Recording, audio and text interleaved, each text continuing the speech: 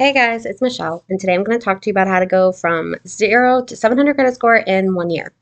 Now, I'll start by saying that this video is for those who have no credit. Not bad credit, but no credit. Okay? I don't know if you guys have heard the term or not, that it's better to have bad credit than no credit. And while I get what they're saying with that, because good luck getting any kind of financing if you have zero credit, but it is a lot easier to get to 700 from zero credit than it is to get to 700 after years of bad credit history. So, 0 to 700, let's get started. What I think is the best way to do it is with a secured credit card. Now, I'll start off by saying that I don't like secured credit cards. I think they are the dumbest thing in a way because they're really only good for building credit. That's about it. They're not good for anything else. In every other way, they're basically just a debit card that you get charged to use. But they are great for building credit. So a secured credit card is basically a credit card where you give them a deposit and they hold on to that deposit and then they give you a credit card. And it's usually the same amount that you give them. So you would give them like $1,000 deposit or a $3,000 deposit, and they hold on to that money for you, and they give you a credit card with that as the max amount on it, or the credit limit. I think it's dumb, but it's great for building credit. You can get these secured credit cards from different places. I know Bank of America has a pretty popular one, and so does Capital One. Way back in the day when I first got one, I just went to my bank and they fixed me up with one that wasn't through either of these. And it was super easy to do because the bank handled all the paperwork. They just took the money right out of my checking account and it was very convenient.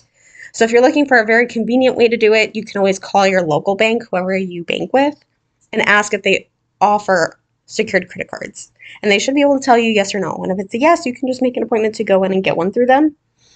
And if it's a no, then you can look at either Bank of America or Capital One or some other one that you are interested in.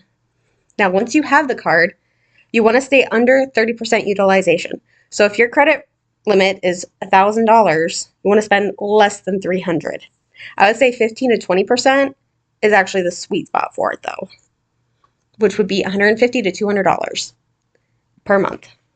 Okay, you want to show that you are being responsible with your spending, that even though you could spend $1,000, you're not going to. You're going to ration yourself and all that good stuff. And then the next part about this is you got to pay the balance off every month. You don't want to pay interest on it. Just pay the full balance every month. Don't put more on it than what you can pay off. And that's also big because it shows that you're not spending more than you can pay. And kind of a no-brainer, but make sure you're paying on time every single month. Never make any late payments. Always pay early or at least on time. Okay? Pros to secured credit cards. They build credit and you don't need a cosigner. Usually after 1 year, you can upgrade it to a regular credit card. After 1 year, some places will do it automatically where they'll send you your deposit back and issue you a regular credit card. Some places you might have to initiate that process yourself. But either way, after 1 year, you can get your deposit back and get a regular credit card. The con of it is that it ties up your money for a year. For 1 year, you will not have access to that $1,000 or $3,000 or $5,000 or however much it is. You won't have access to it for a year. So yeah, there are other options that you can go with to build your credit up from nothing. You could take out like a personal loan or a vehicle loan if you have a cosigner. But you have to have a cosigner for those things. Or sometimes like people will get added as like a authorized user on their parents' credit cards. That's another way to do it. But this, I think, is the best way because it shows underwriters, when you go to get a mortgage, it can show underwriters that not only are you making your payments on time, but you're also being responsible with your spending and you're paying the balance every month, not just the minimum payment.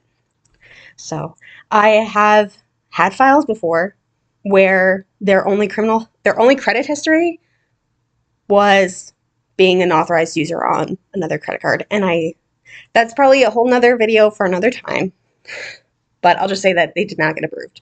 Okay. Because it doesn't show me that you are trustworthy with credit. Okay, but this does. This shows me that you can monitor your spending, you can keep a cap on it, you can pay the full balance every month, that you're being responsible with it. And after 1 year of this, you will have a 700 credit score. Okay. Now, anything more than 700, it takes a lot of time. Getting to 700, you can do in a year. Getting from 700 to 800, it takes like 5 to 10 years at least with doing everything right. So, this is not necessarily always a quick process. You have to go into it knowing that. But you can get there and you can start with 700 in 1 year. So, good luck.